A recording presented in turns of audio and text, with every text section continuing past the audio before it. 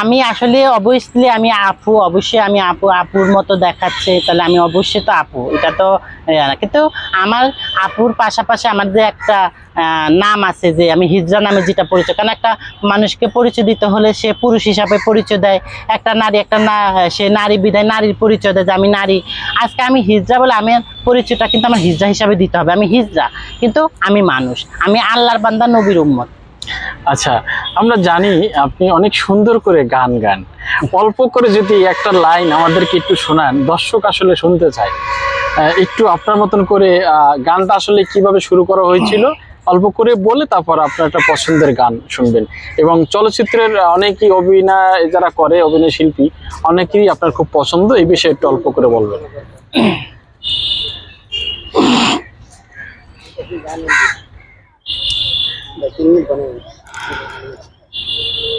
জি, গানের শুরুটা কিভাবে হয়েছিল? আসলে প্রত্যেকটা জিনিসের একটা শুরু লাগে, এখানে আসছেন এটাও একটা শুরু লাগে, আমি এখানে আসছি তাও একটা শুরু আছে, এইরকম আমরা একটু জানতে চাই আসলে।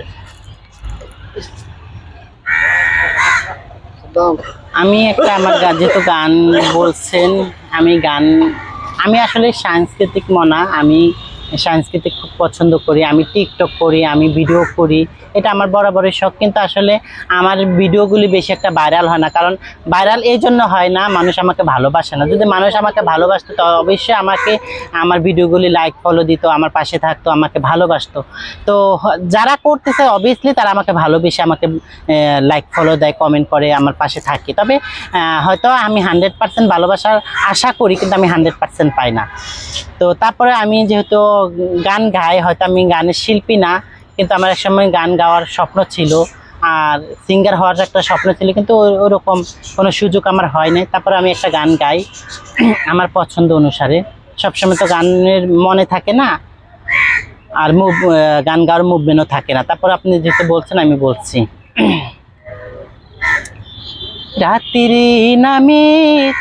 রাত্রি নামে চন্দ্র নামে, নামে অবাক জোছনা, কত সুজন আসে সখীরাও আসে, আমারই পাশে কেউ বসে না। রাত্রি নামে চন্দ্র নামে, নামে অবাক জোছনা, কত সুজন আসে সখীরাও আসে, আমারই পাশে কেউ বসে না।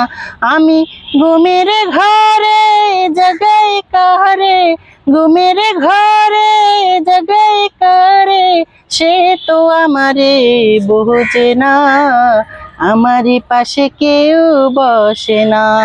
রাত্রি নামে চন্দ্র নামে, নামে অবাক জোছনা, কত সুজন আসে সখীরাও আসে, আমারই পাশে কেউ বসে না।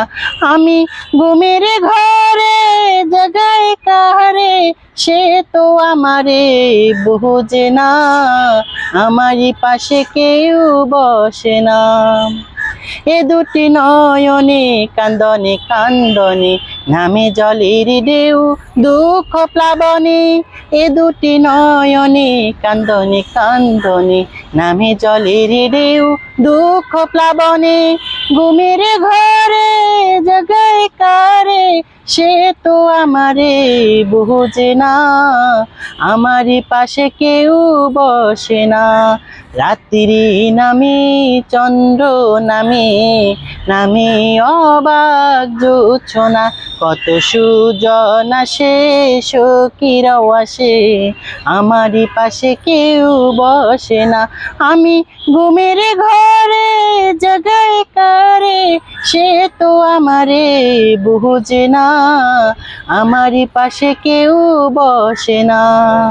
এ পোড়া অন্তরে যে থাকে নিশি জুড়ে, সে কি চিনতে পারে অচেনায় আমারে, এ পোড়া অন্তরে যে থাকে নিশি জুড়ে, সে কি চিনতে পারে অচেনায় আমারে, ঘুমের ঘরে জাগাই কারে, সে তো আমারে বুঝে না, আমারই পাশে কেউ বসে না, রাত্রি নামে চন্দ্র নামে, নামে অবাক জোছনা। দর্শক, আমরা শুনছিলাম যে এমন সুন্দর একটা গান, এই গানটা কি আসলে কেউ বসে না বিদায় না কেউ আসে না বিদায়, এই কারণে কি গানটা গাওয়া হয়েছিল? এমনই, আমার পাশে কেউ নাই, আসলে এটা কি কিন্তু পাশে একজন দরকার। মন থেকে গিয়েছেন না? হ্যাঁ।